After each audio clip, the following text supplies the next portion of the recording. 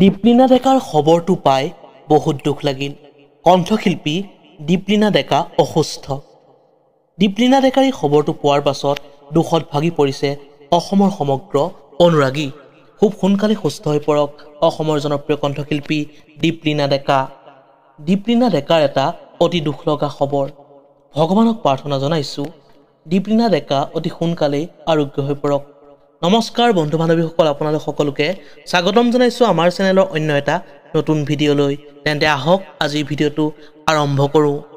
সামাজিক মাধ্যমত অসমৰ জনপ্ৰিয় কণ্ঠশিল্পী দীপলিনা ডেকাই নিজেই জনালে এই খবৰটো পোৱাৰ পাছত অনুৰাগীসকলো দুখত ভাগি পৰিছে।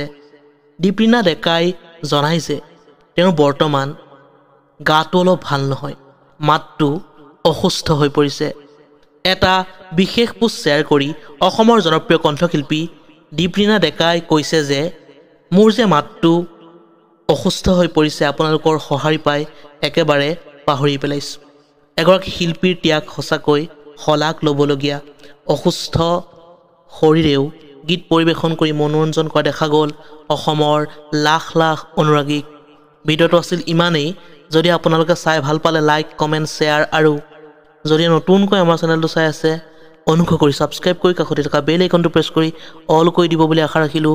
ধন্যবাদ।